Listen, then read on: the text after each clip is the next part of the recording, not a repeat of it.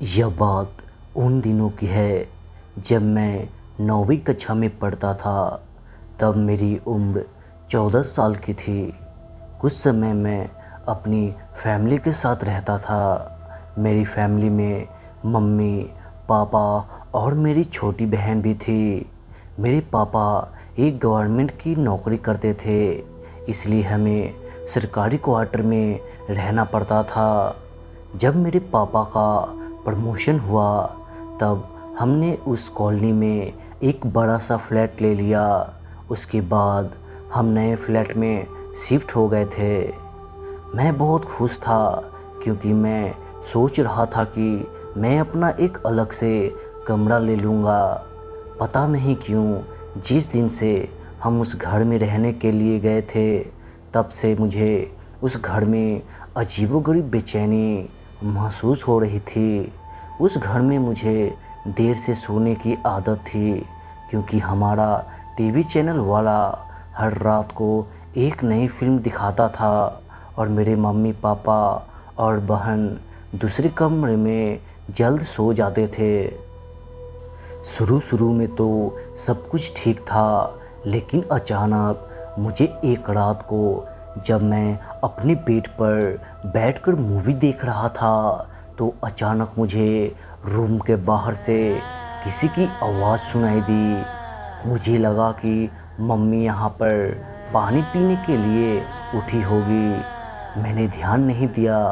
हाँ, लेकिन मैंने टीवी का आवाज़ थोड़ा धीमा कर दिया।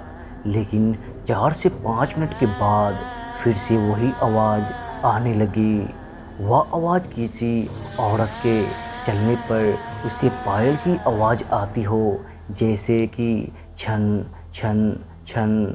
बिल्कुल ऐसे ही आवाज़ आ रही थी। मैंने टीवी का आवाज़ बिल्कुल बंद कर दिया, लेकिन बाहर से वही आवाज़ आ रही थी, छन छन छन। यह आवाज़ सुनकर मेरा शरीर कांपने लगा और मेरे रोंगटे भी खड़े हो गए। आवाज़ लगातार आ रही थी और 4-5 सेकंड के लिए सुनाई देती थी, उसके बाद बंद हो जाती थी। बाद में 3-4 मिनट के बाद फिर से छन छन छन, जैसे कि कोई भारी पायल पहनकर चल रही हो। मेरा दिल ज़ोर ज़ोर से धड़कने लगा। ऐसा लग रहा था कि अभी मेरा हृदय छाती से बाहर निकलकर मुंह में आ जाएगा। पता ही नहीं चल रहा था कि मैं क्या करूं। मैंने सोचा कि मैं अपनी मम्मी पापा को भी उठाकर उनसे सारी बातें बता दूं। बाद में मैंने हिम्मत करके दरवाज़ा खोला तो अचानक वही आवाज़ सुनाई दी, छन छन छन। उस समय वही आवाज़ बिल्कुल मेरे सामने से आ रही थी। ऐसा लग रहा था कि कोई नई परिणीति स्त्री चलकर मेरे पास आ रही हो, लेकिन सिर्फ आवाज़ें ही आ रही थी। सामने कोई भी नहीं दिख रहा था और आवाज़ भी बिल्कुल स्पष्ट सुनाई दे रही थी, छन छन छन। मैंने मम्मी पापा को जगा दिया और सारी सच्चाई उनको बता दी। मेरे पापा इस बात को मानने के लिए बिल्कुल तैयार नहीं थे। वैसे भी वह सब पूरी तरह नींद में थे। किसी ने मेरी बात पर ध्यान नहीं दिया। बाद में मैं अपने मम्मी पापा के साथ उनके कमरे में सो गया। ऐसा ही 3-4 दिन निकलने के बाद एक रात फिर से वही आवाज़ सुनाई दी, छन छन छन। बाद में मुझे उस आवाज़ की आदत पड़ गई। आवाज़ आने का कोई भी समय नक्की नहीं था।